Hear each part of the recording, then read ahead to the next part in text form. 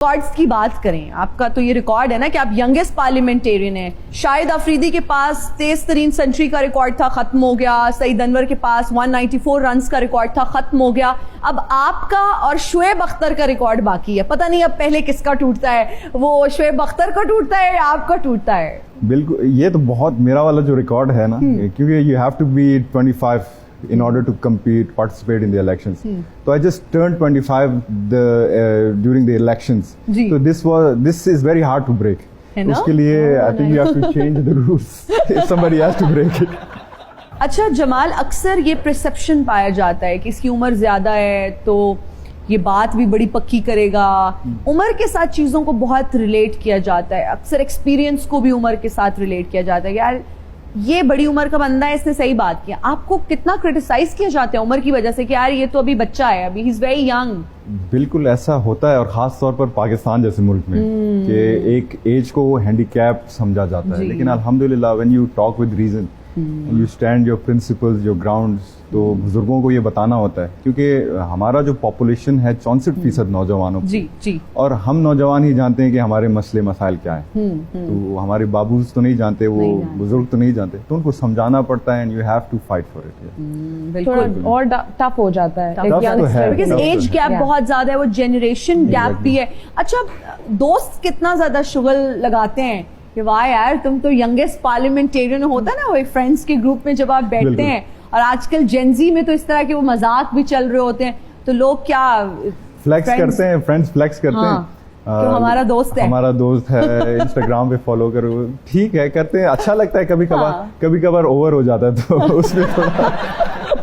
मरियम, आपका माशाल्लाह बेबी भी हुआ, तो मदर होने के साथ साथ प्रोफेशनल अगर मैं पूछूं, काम को किस तरह से हैंडल किया? क्या उस टाइम में आप काम कर रहे थे बेबी के बाद, या ब्रेक लिया?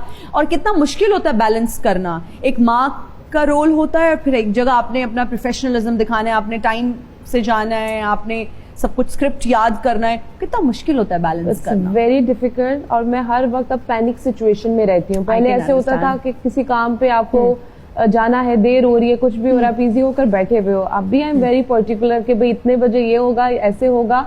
और समटाइम्स बहुत सारा काम अभी मैं बहुत रेगुलर काम नहीं कर रही, मैं ऑलमोस्ट ब्रेक पर ही हूँ। अच्छा। मतलब कोई बहुत शॉर्ट टाइम पीरियड वाले जो प्रोजेक्ट हो या कोई काम हो, 1 डे कमिटमेंट हो, सिर्फ वो ज्यादातर करती हूँ। अदरवाइज लॉन्ग सीरियल्स अभी मैं नहीं कर रही।